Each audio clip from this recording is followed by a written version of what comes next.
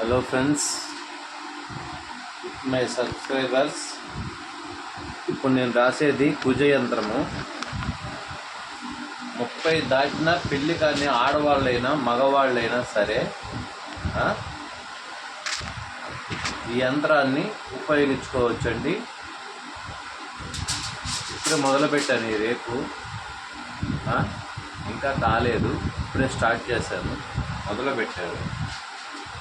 పెళ్ళి కాని వాళ్ళు ఎవరైనా ఉంటే 30 దాటిపోయి కూడా పెళ్ళి కాకపోతే వాళ్ళకి కుజ యంత్రం అనేది ఖచ్చితంగా పడుతుందండి. కుజ యంత్రం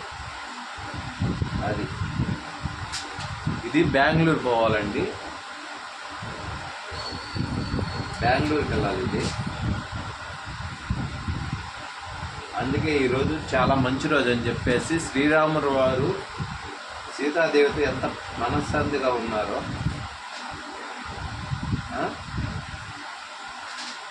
వాళ్ళకి ఈ టైంలో రాస్తే అంత బాగుంటుందండి. ఎందుకంటే శ్రీరామనవమి అంటే శ్రీరామ పట్టాభిషేకం, అంటే సీతాదేవితో, లక్ష్మణుడితో, భరతుడితో, శత్రుఘ్నుడితో అందరూ కలిసి కళ్యాణం చేసుకున్న రోజు అన్నమాట. ఈరోజు కుజ యంత్రము, దోషము, శని ప్రభావము, నాగదోషము ఉన్న వాళ్ళకి ఈ యంత్రాలు రాయడం వల్ల ఎలాంటి సమస్య ఉన్నా, ఆరోగ్య పరిస్థితి సమస్య ఉన్నా కూడా వెంబడిన తిరిగిపోద్ది అన్నమాట.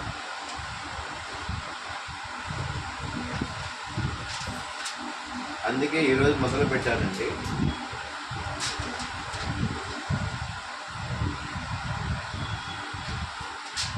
వెళ్ళు.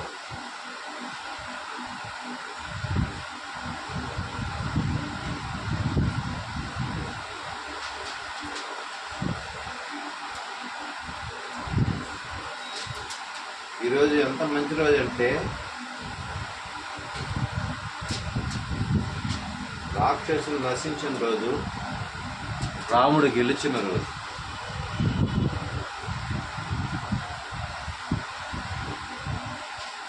మనం దీంట్లో పెద్ద రాయక్కర్లేదండి. సాక్షాత్తు హనుమంతుల వారే కలుపుతారు వాళ్ళు. అర్థమవుతుందా? ఇన్ని రోజులు కాని పెళ్ళి ఇప్పుడు అవుతుంది ఖచ్చితంగా.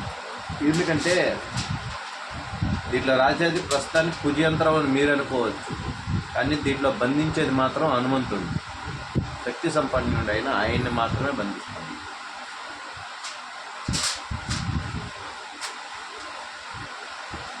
ఆయన లక్ష పద్మాలతో ఉంటాడు హనుమంతుడు.